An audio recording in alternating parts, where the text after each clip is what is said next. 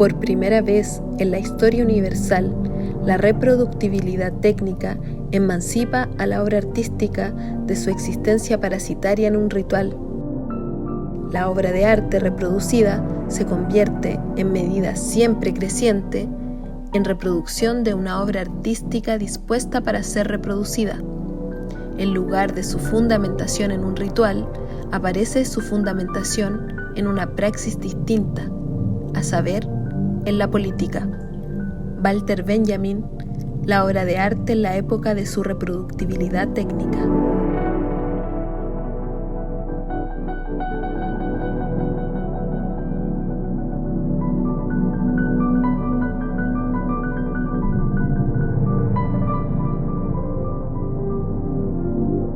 El cartel, afiche o póster es una pieza gráfica de gran formato que combina texto, color e imagen.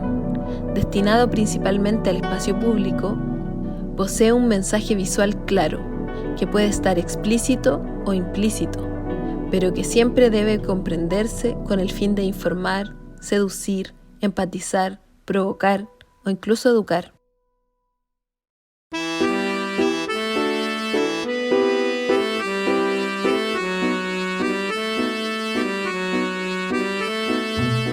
Es fabricado mediante métodos de reproducción técnica que permiten la serialización del cartel, ampliando así su alcance y visibilidad. El afiche o cartel tiene antecedentes históricos en las inscripciones comerciales o políticas de los primeros grupos humanos. Desde tiempos remotos es una necesidad comunicativa, como la aparición de la escritura o los símbolos. Sin embargo, su nacimiento con las características que lo conocemos hoy nace en el siglo XV, a partir del invento de la imprenta. En el siglo XVIII, la revolución industrial llevó al mundo a una reconfiguración en la relación con los objetos, con el trabajo humano y con los medios de producción, que significaron el auge del cartel gráfico como medio de difusión de objetos de consumo, servicios y también fuertemente la difusión de ideas. Es así como a principios del siglo XIX emerge la era moderna del cartelismo en Europa. En cada territorio y a su tiempo, este auge se desarrolla en dos sentidos que se distinguen hasta el día de hoy: la función publicitaria y comercial, y por otro lado, la función propagandística, política y social. Estas dos dimensiones, aparentemente opuestas, poseen características comunes, pero fines completamente distintos. La primera apela a la difusión y consumo de productos y servicios. La segunda, al flujo de ideas y valores universales. La primera podemos pensar que invita a una pasividad, la pasividad del consumidor. La segunda, de ver atenciones, invita a la acción de pensar. Detonado por un lenguaje visual, ambas, la publicidad y la propaganda, se valen de teorías de comunicación, medios de producción y elementos artísticos, pese a que sea con enfoques y magnitudes totalmente diferentes.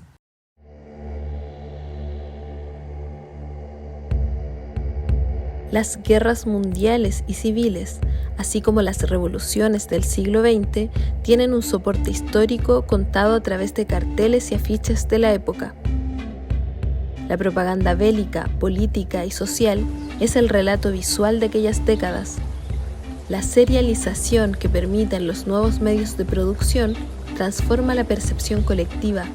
Las relaciones sociales se ven mediadas por imágenes, desde llamados a alistarse a la guerra a portadas del emergente cine europeo y norteamericano. El cartelismo comienza a evolucionar en cuanto a sus técnicas de impresión y a involucrar teorías de comunicación social que pretenden afinar su efectividad y alcance. La obra de arte, que ha vivido su propia transformación, acelerada por la historia, ya no se puede pensar bajo los conceptos de autenticidad, originalidad e irrepetibilidad. Las nuevas técnicas que aportarán nuevos lenguajes como el cine, la fotografía, la imprenta offset, el fotograbado de serigrafía, desbordan las tradicionales convenciones del arte. ¿Cuál es el original? ¿La matriz o su copia? ¿La cinta o sus reproducciones? ¿El positivo o el negativo? Estas preguntas que comienzan a aparecer se enfrentan a la concepción del arte tradicional, el arte por el arte, que acusa de banalización.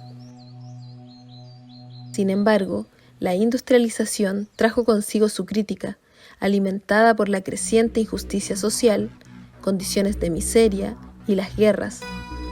Los medios de producción, el arte y los oficios comenzarán una relación que les involucraría hasta el día de hoy. En países como Rusia, Alemania, Italia y Francia comienzan a aparecer escuelas de artes aplicadas. La finalidad de estas escuelas se distinguía de las escuelas de bellas artes o de artes decorativas. Integrarán el arte a la producción industrial. Resulta relevante mencionar a la escuela del Bauhaus en Alemania, que propondrá suprimir todos los elementos decorativos para ofrecer una estética simple pero funcional que permitiese mejorar las condiciones de vida de las personas. Bajo esta mirada es muy relevante el constructivismo ruso, que defendió los ideales del utilitarismo. El arte debía ser fácil de comprender y tener una utilidad social. El diseño constructivista se caracterizó por un estilo basado en formas verticales y horizontales, sólidas y estáticas, recurriendo a la técnica del fotomontaje como método de ilustración. Estas líneas aluden a la rigidez de las máquinas que representaban la esperanza en la industrialización como prosperidad y futuro. Estas nuevas escuelas fueron la cuna de nuevos estilos gráficos, la integración de la ilustración, la fotografía, la tipografía, el color, todo esto aplicado a un lenguaje simple y de fácil comprensión.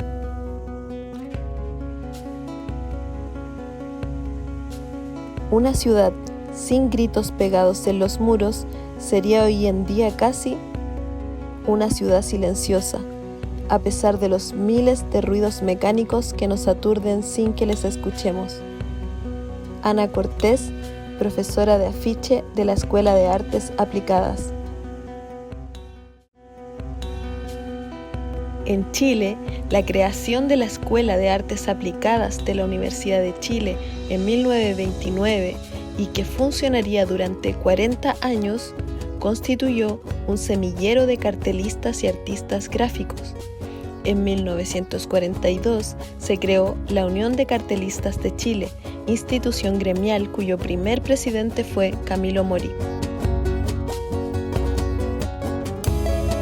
Es necesario comprender el cartel en una época en que aún la televisión no era masificada en Chile y junto con la radio constituye la mayor forma de comunicación, la radio desde lo sonoro y el cartel en lo visual. La mayor producción de afiches fue entre los años 60 y 70, en tiempos en que el contexto social demanda muchas transformaciones, favoreciendo un escenario fecundo para las artes y la expresión.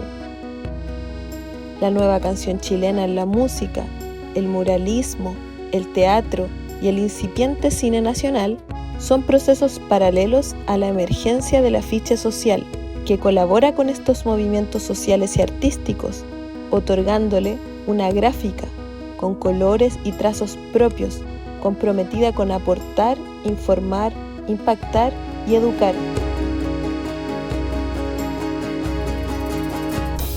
Entre sus principales exponentes destacan Camilo Mori, los hermanos Vicente y Antonio Larrea, Luis Albornoz, Waldo González, Mario Quirós, Isaías Cabezón y muchos más, quienes fueron dándole una identidad propia al cartelismo chileno, que si bien recibió influencias desde Europa y desde el cartelismo cubano, la psicodelia, el pop art, fue distinguiéndose por sus trazos negros y remarcados, su colorido y elementos identitarios desde la artesanía y el folclore del territorio, además por su vinculación con las ideas de emancipación del pueblo.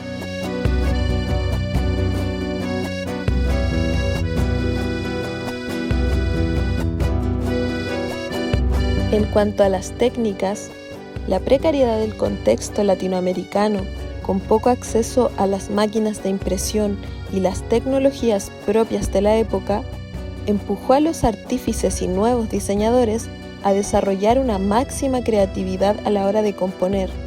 Técnicas análogas como el collage, la ilustración o la silografía, y materiales como el guache, la acuarela, la tinta china, el papel volantín, o simples plumones o el betún de zapatos, serían fundamentales para el desarrollo del nuevo estilo gráfico. La llegada de la imprenta offset por la editorial Zig-Zag en los años 30 sería una revolución. Sin embargo, los mismos años, un artista gráfico mexicano de padre alemán y madre irlandesa llamado Adolfo Müller Oliphant trajo a Chile la serigrafía, otorgando así nuevas posibilidades al cartelismo gráfico, y que, de ser una técnica de impresión desconocida, pasa a cobrar gran relevancia los años posteriores. Antes, solo se podía imprimir en papel, con imprentas grandes y mucho personal. En cambio, esto solo requería una persona y un bastidor, y podía hacer sobre cualquier superficie plana, lo que permitió, también, el desarrollo de la industria textil, explica el profesor de grabado del Departamento de Arte de la Universidad de Chile, Nelson Plaza. Esta Belle Époque del cartelismo tuvo su declive en los años de la dictadura cívico-militar, sin embargo, no su muerte. El cartelismo político, en esos años de censura y represión, debe pasar a la clandestinidad, mientras que algunos diseñadores vuelcan su trabajo a lo publicitario, sobre todo desde la década del 80, sobreviviendo aquellos oscuros años y permitiendo así una continuidad histórica del cartel y una importancia del afiche que prevalece hasta el día de hoy. El proceso de la serigrafía técnicamente se realiza fabricando una matriz o bastidor con un marco de madera o metálico a la cual se le tensa una trama fina de tejido. Actualmente se utiliza una malla serigráfica de distinto hilado, es decir, una tela que tiene una cantidad de hilos por centímetro cuadrado que permite una buena definición del diseño. Esta malla puede ir desde los 40 hasta los 220 hilos para trabajos que requieren más precisión y detalle. La malla tensada se le aplica una plantilla o líquido enmascarador que es reactivo a la luz y mediante un proceso de exposición a una fuente de luz de alta potencia grabará un diseño en la matriz, bloqueando las zonas por donde pasó la luz y desprendiéndose en las zonas que está el trazo de mi diseño. El diseño debe ser pensado previamente, ilustrado o diseñado en negativo o positivo, de manera que el resultado sea tal cual como proyectamos nuestra idea. Una vez que el grabado está listo, es el agua la encargada de limpiar nuestra matriz y dejar aparecer el diseño que luego será estampado una infinidad de veces. Las primeras serigrafías sobre papel, carteles publicitarios, aparecen en Estados Unidos sobre 1916 y a partir de la Segunda Guerra Mundial se comienza a utilizar con fines bélicos y no solo estampando propaganda alusiva a la guerra, sino también en el vestuario militar, armas, vehículos de guerra. Incluso se desarrolla una división gráfica dentro del ejército que se encargará del desarrollo y uso de la técnica para estos fines.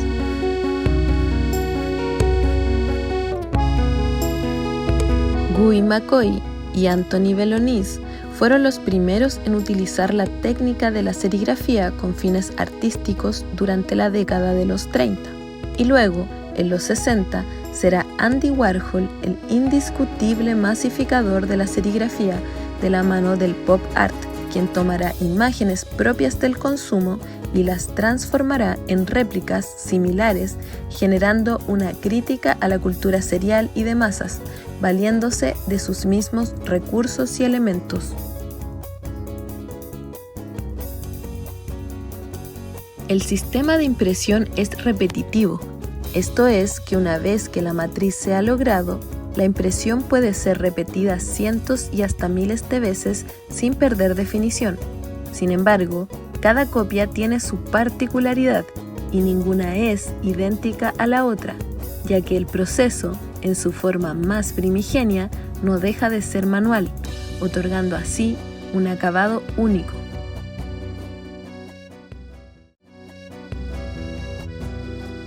En Latinoamérica, esta técnica cobra gran relevancia para el desarrollo de las artes gráficas, sobre todo en países como Perú, que desarrolla su propio estilo serigráfico, la serigrafía chicha, o Argentina, donde abundan los talleres. En Cuba, la serigrafía es adoptada como la principal técnica de impresión del afamado cartelismo cubano, por la tardía llegada de la imprenta offset. Esto tiene como consecuencia una vasta colección de carteles culturales, de arte, informativos y educativos, que tienen por principios básicos la economía de recursos y la simplicidad. Busca ser una metáfora visual y de esta forma causar reflexión en el espectador, convirtiéndose en un nuevo lenguaje visual al servicio del pueblo y la revolución.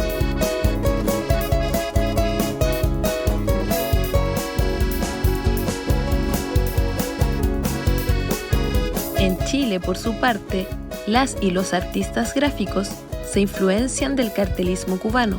Sin embargo, la serigrafía es una técnica complementaria que va tomando importancia hacia la segunda mitad del siglo. Existen reconocidas obras y piezas artísticas que fueron impresas con esta técnica, como el cartel de la película de Aldo Francia, Ya no basta con rezar, de Luis Albornoz y Vicente Larrea, que debe su colorido fondo al proceso serigráfico, o un sinnúmero de carteles anónimos que se convierten en el registro histórico fundamental para la historia reciente de Chile.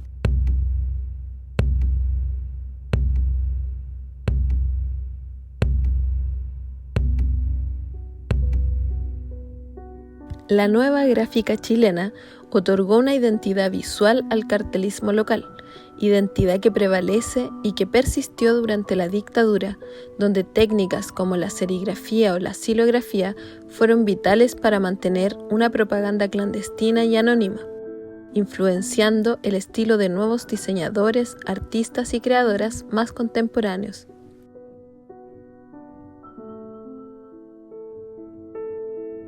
El proceso de estampa de la serigrafía es simple, requiere de una racleta o manigueta, la matriz serigráfica y las tintas. Existen tintas para distintos soportes. Las hay textiles al agua, que son las menos contaminantes. Hay tintas gráficas para papeles y cartones, que son más oleosas. Existen tintas para PVC y epóxicas, que son las que utilizaríamos para estampar vidrio. También existen técnicas diferentes para estampar distintas superficies. Para estampar superficies curvas como vasos, botellas, y también hay otras técnicas para estampar en gran formato. El proceso incluso se ha industrializado al punto de prescindir del serigrafista para manipular la racleta. Sin embargo, eso no deja de permitir que la serigrafía pueda seguir realizándose de manera simple y casera, no por eso menos virtuosa, permitiendo plasmar ideas que inquietan nuestras mentes, realidades que alteran nuestro entorno o participar de los procesos colectivos.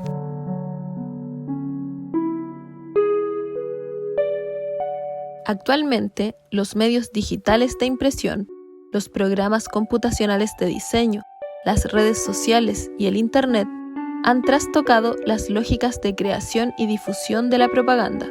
Sin embargo, existe un factor que no se ha modificado y que continúa ahí, siempre presente, requiriendo de un lenguaje visual para ser expresado. La serigrafía en este contexto continúa siendo una herramienta útil de expresión artística y gráfica que requiere de una idea movilizadora, de un diseño o ilustración y de los elementos necesarios para el proceso serigráfico, manual o artesanal.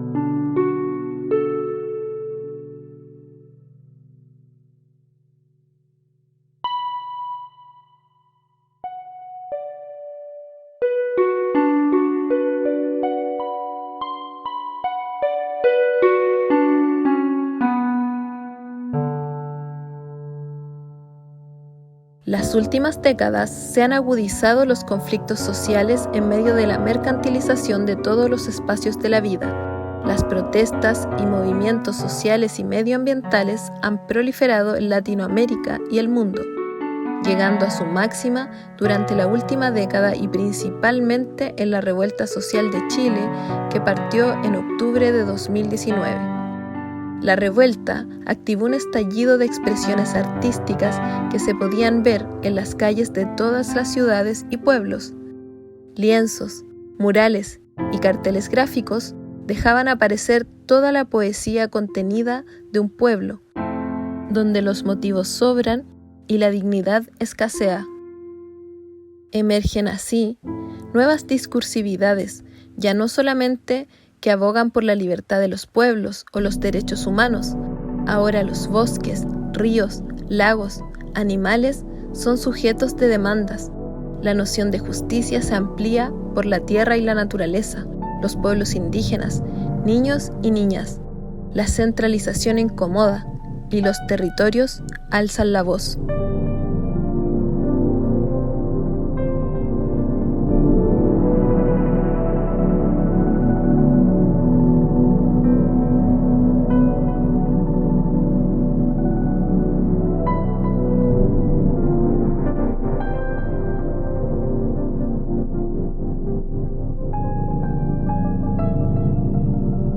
La cuenca del río Maule ha sido intervenida desde su nacimiento en la laguna del Maule, siendo esta represada a principios del siglo XX. Luego, las aguas de la cuenca del Melado fueron conducidas por canales para optimizar el riego en la región. En los años 80 se represa el río, inundando cientos de hectáreas cultivables que habían sido entregadas a familias campesinas en los tiempos de la reforma agraria.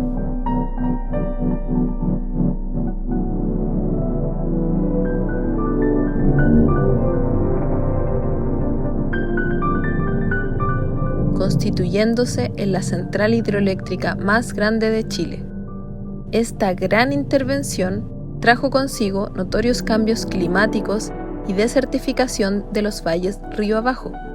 Finalmente, en su desembocadura, en Constitución, se construyó una celulosa de la empresa Arauco, que contamina las aguas del río, del mar y las napas subterráneas.